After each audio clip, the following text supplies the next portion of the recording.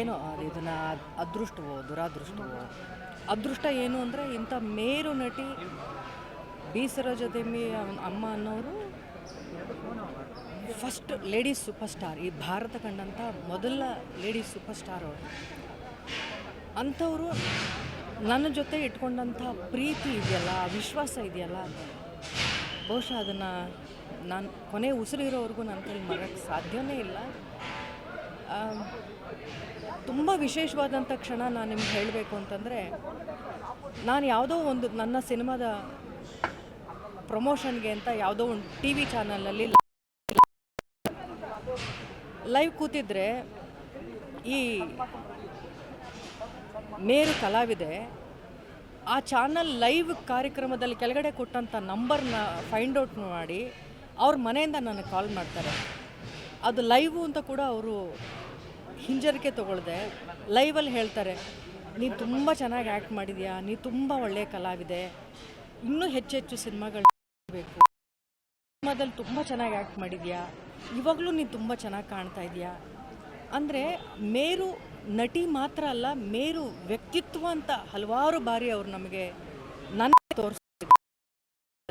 ತುಂಬ ಆತ್ಮೀಯವಾಗಿ ಮನೆ ಕರೆಯೋರು, ಕಲಾವಿದ್ರ ಮೇಲೆ ತುಂಬ ಪ್ರೀತಿ ಅಮ್ಮನಿಗೆ.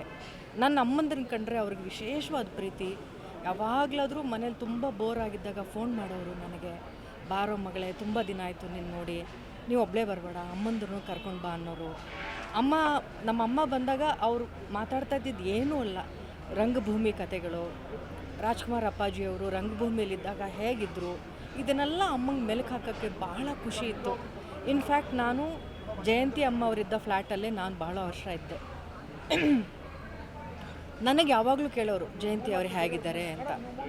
ಲೀಲಾವತಿ ಅಮ್ಮನ್ನ ನಾನು ಹೋಗಿ ನೋಡ್ಕೊಂಡು ಬಂದೆ ಅಂತ ಗೊತ್ತಾದ ಮೇಲೂ ಅಮ್ಮ ನನಗೆ ದಿನಾ ಫೋನ್ ಮಾಡೋರು, ಲೀಲಾವತಿ ಅವ್ರು ನೋಡ್ಕೊಂಡು ಬಂದಿಯಲ್ಲ, ಅವ್ರು ಹೇಗಿದ್ದಾರೆ, ನನಗೆ ಸ್ವಲ್ಪ ಹುಷಾರಿಲ್ಲ, ನನಗೆ ನೋಡೋಕ್ಕಾಗಲಿಲ್ಲ.